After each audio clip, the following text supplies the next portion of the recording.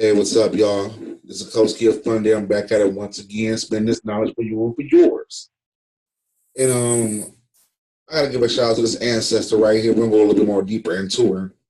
We're gonna say this is kind of like an introduction video to her, but she's not really discussed that much during the history, period of African history. You know, with a black woman, she's the first on the front lines and the last to get talked about. You know what I'm saying? So I'm just trying to do my job of giving the black woman, my sister, our mothers, our queens, our daughters, nieces, cousins and whatnot, some straightening.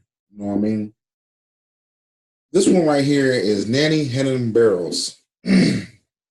She's born in 1879 and she died in 1961. It's kind of like an introduction, but I'll have another video go a little more deeper into her about her economic plan. I'm just trying to escape, let her know what she's about. It is useless to telegraph to heaven the shiploads of blessings, and no one to be on the wharf to unload the vessels when they arrive. The gathering of 18,000 people at Hyde Park, London in 1905 at the First Baptist World Alliance Conference. Who was Nannie Helen Burroughs and why should we care? Born May 2nd, 1879, to free slaves, Burroughs grew up to become a religious and civil rights activist and a pioneer educator.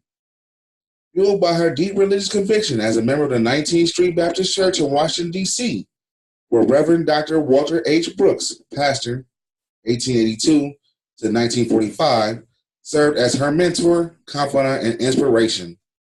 She became a powerful voice in the Women's National Baptist Convention, while with a startling address titled, How Our Sisters Are Hindering from Helping, at the 1900 convention in Richmond, Virginia, Burroughs began to fight to gain greater recognition for women in the church making decisions. Because of her usual visibility at the convention, a man shouted, Who is that young girl? Why don't she sit down? Why she's always talking? She's just an upstart. Burroughs responded, I might be an upstart, but I'm just starting up. True to her word, she spearheaded an establishment of the Women Auxiliary to the Baptist Convention in 1901 and was chosen Auxiliary's first secretary and served in capacity to her election as president in 1948. She's elected the keynote speaker at the aforementioned Baptist World Alliance Congress, where the London Daily Express described her as a woman of great oracle gifts. In 1906, she was introduced what was to be her most significant contribution to the Baptist Church, Women's, aka Women's Day. The purpose was to teach women to become public speakers and leaders in the community. The first Women's Day program was held in 1907 on the fourth Sunday in July. Although Burroughs never confronted the ban on women in the pulpit and other forms of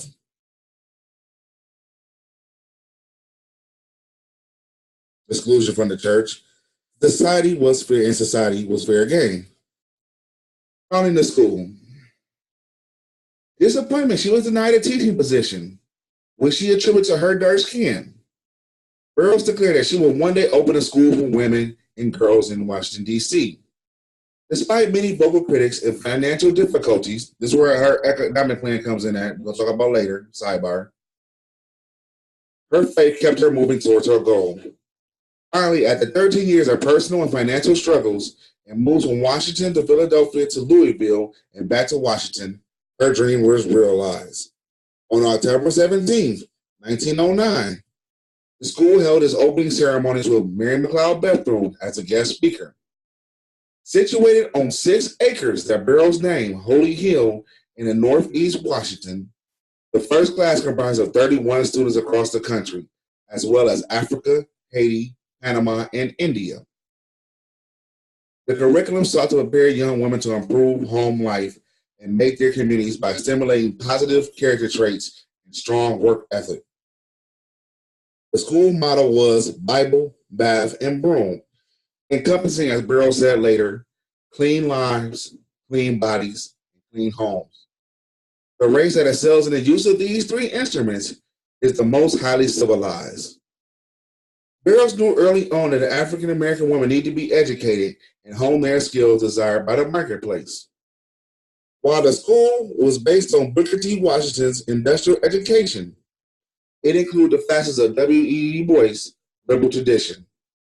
In addition, because of her close association with Carter G. Woodson, the program of study emphasized Black history. So this is an all-Black school set up by a Black woman, Nannie Burroughs. It's not really talked about. That had a Black history as a strong component by Carter G. Woodson, who was there teaching, doing this thing. Booker T. Washington had to the industrial education, and W.E.B. Du Bois' liberal tradition. She just put it all into one. Civil rights and respect for all. Although she fought vigorously for racial and gender equality, she also saw cooperation between the races. In 1896, at the age of 17, Burroughs joined the founding of the National Association for Colored Women, the ANCW, which played a major role in social and political reforms during the first half of the 20th century. After the 1934 speech to a Florida NACW chapter, a white woman rose to her feet and exclaimed, "I do not deal with superlatives, but Mrs. Burroughs has given a master's address. She is not only up to date in her outstanding in analysis of the great question, but she is 50 years ahead of her time." It is also in 1934 that she joined the NAACP, filing that demanded that Attorney General include lynching in the 1934 Crime Conference addenda. She thundered to the crowd, "There are enough Negroes in Washington tonight to make Pennsylvania Avenue triple." Also in the 1930s, Burroughs resumed a publication called The Worker, a quarterly magazine she started in 1912 to emphasize the need for foreign as well as domestic missionary work. As Burroughs' views became more controversial, however, she lost financial support of the male-dominated National Baptist Convention, NBC, and conventional church women, and The Worker ceased publication. Always a creative problem solver, Burroughs cooperated with Ona Roberts Lawrence, a study editor of the Southern Baptist Convention Women's Missionary Society, to increase interracial cooperation among Black and white women, and thereby increase circulation and revenue. For the rest of her adult life, Nannie Helen Burroughs stood on the front lines across America demanding equal justice for all, viewing voter participation as a right and an obligation. Burroughs' views on voting was expressed in a 1934 article, "You vote for the man whom you consciously believe without coercion, coin, or compromise." Many of the prominent leaders recognized her contribution. In 1954, Thurgood Marshall said about her, "All of us are forever indebted to you for the long, hard fight you have made for our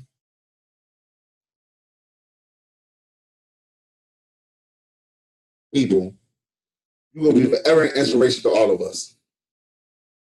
In 1956, telegram from Dr. King and Reverend Ralph Abernathy invited her to speak on the one-year anniversary of the Montgomery bus boycott. As the first leader of Negro women in America, it's imperative that you come and give hope to thousands of women who are paying the price of sacrifice in our struggle. King again spoke about Burroughs after they appeared together in 1958. "Your remarks after my address were magnificent. You said in a few words more than most people could say in an hour. It is always a real inspiration to listen to you." Over time, Burroughs came to support a more militant civil rights activities. At a September 1960s Women's Convention meeting, she said, "Black people must decide that they are done with satisfied ignorance and second-class citizenship." In December, she stated, "The day of protest has come, and it's out of centuries of suffering, but that the weapon of Black warfare must not be of frustration and hate. Rather, African Americans must use education, improvement, home, family life, and Christian living to achieve their goals." Her legacy. Before I get into that, you see she used the term African American. This is before Jesse Jackson. You know what I'm saying? This is one of her quotes right here. You know what I'm saying? December of 1960. You know, she used the term African American. All right. So don't give me that Jesse Jackson smut. You know how people kind of, Jesse Jackson, get the hell out of my face. You just don't know your history book. That term been used for a long time, back in the 1800s. Okay, back to this. Her legacy. Nannie Helen Burroughs passed away on May 20th, 1961. She was 82 years old. Her going home services were held on May 25th at the 19th Street Baptist Church. It was a 3-hour service attended by 800 people, including 95 ministers, of whom 9 spoke from the pulpit. The eulogy was written by her dear friend, Reverend Dr. Earl Harrison of Shiloh Baptist Church. She is laid to rest in Suitland, Maryland, at Lincoln Memorial Cemetery. The eulogy reads, "She is the last of the pioneer women in higher education. She was a voice carrying in the wilderness, strong and loud, for the equality of women with men." Nannie Helen Burroughs' spirit and service and sacrifice energized her gift as only her faith and love can do.